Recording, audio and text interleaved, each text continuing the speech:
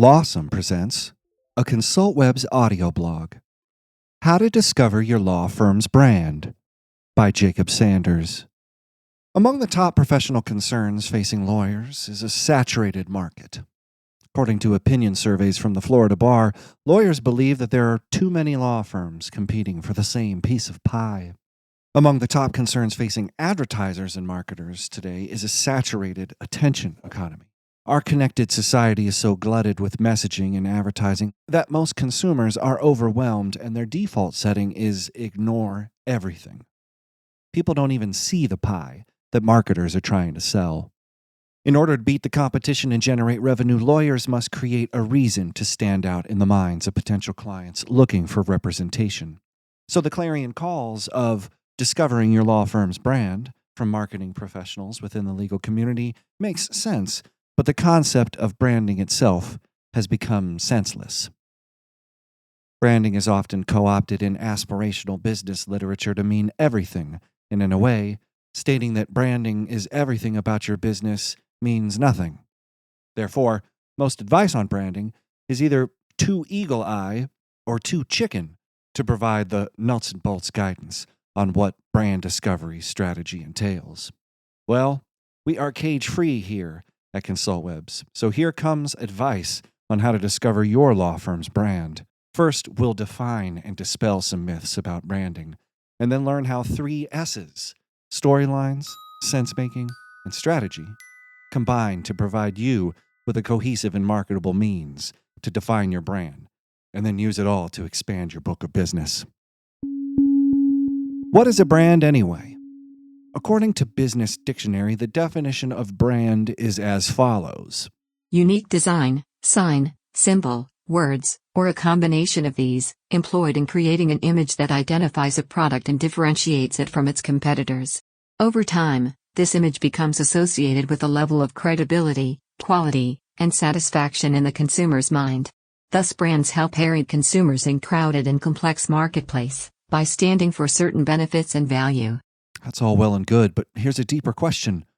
Why have a brand in the first place? When strategically designed, implemented, and widely recognized, the goal of your brand is to create mental shortcuts so your law firm can exist within the minds of your target audience at the moment they are seeking to make a decision on lawyers. In the crowded legal services marketplace, it's not the lawyer with the best quality of work who gets the most calls.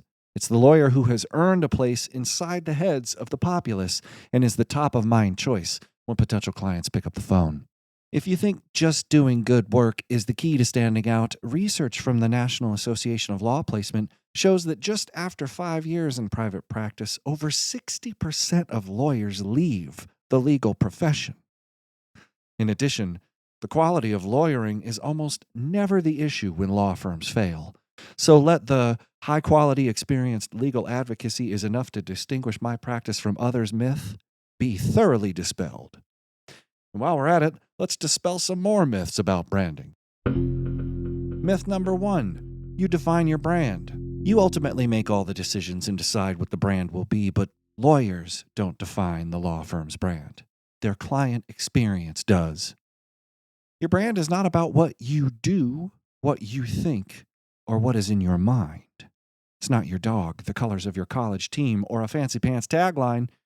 Your brand is what your clients think about your law firm, what's in their heads, how they experience your service, and then how you encapsulate this experience into your brand. Myth number 2, your brand assets are just colors, a logo, and slogans. Once you accept that your law firm's brand is based on client experience, the brand becomes a strategic asset in evaluating directions for your business development.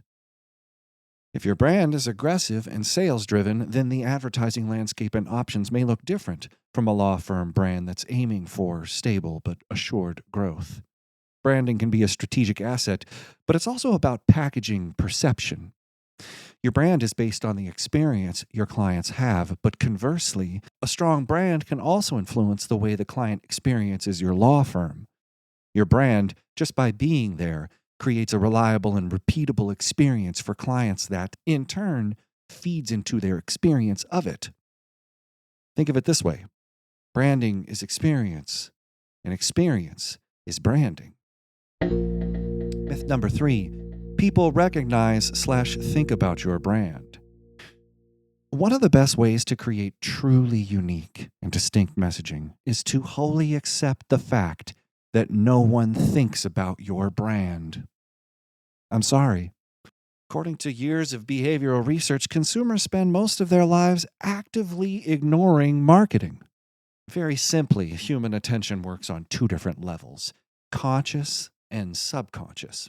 According to Professor Byron Sharp, author of the book How Brands Grow, consumers living in our info-saturated world have their attentional shields up against the barrage of information, and they go through their lives passively subsuming most branded messaging to the subconscious.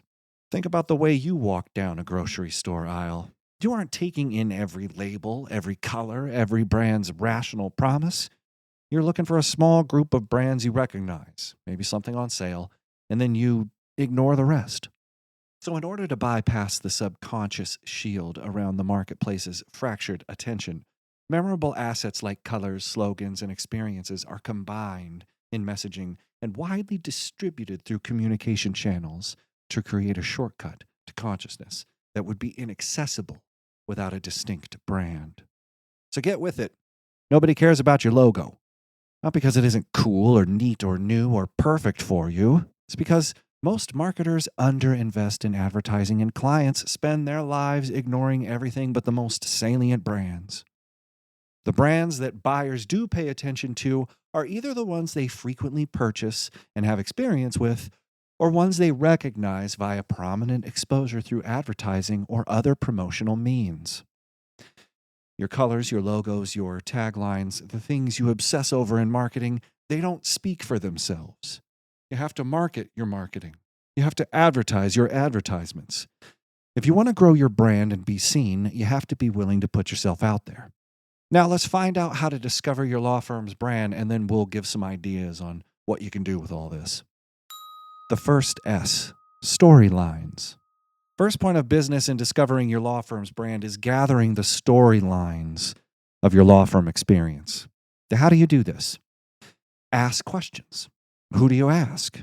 Clients, partners, staff, vendors. Collect as many implicit and explicit responses as possible through surveys. So what are you asking? An example from our client experience survey, which will be linked in the show notes, a question could be, how did you find our law firm? There are lots of choices for lawyers out there. What made you decide to hire us? Were you satisfied with the way your case was handled by our firm?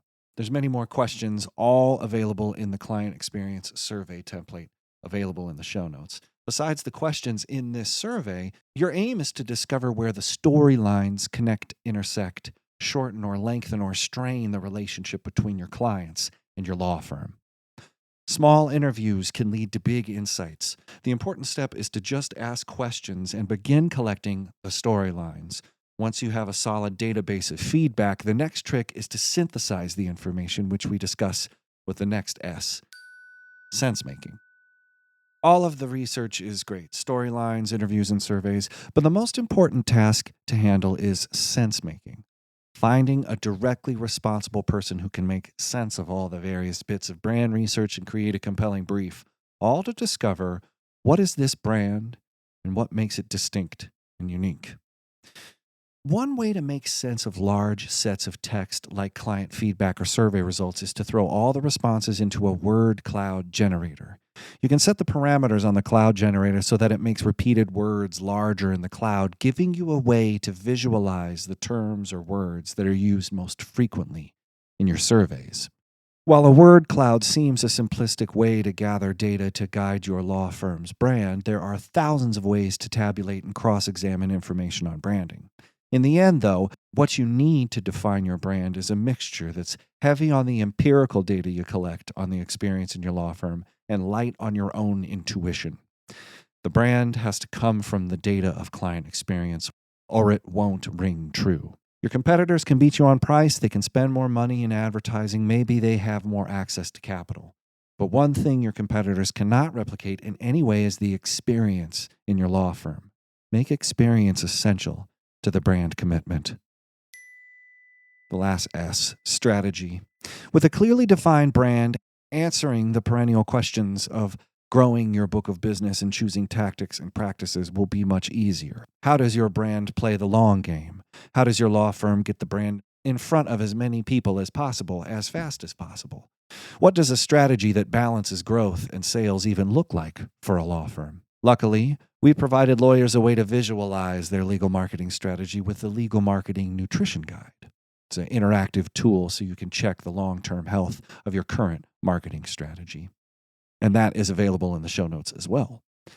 Branding isn't just good because it helps focus your law firm development potential. A strong brand can also instill confidence in the investments you put toward this goal.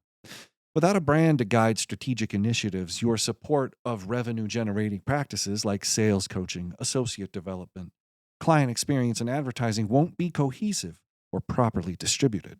With a brand identity in place for your law firm, you can get on with the business of properly securing your position in the legal marketplace. Rather than wondering what the reaction will be from your latest campaign, your brand's goal will be to aim for reactions.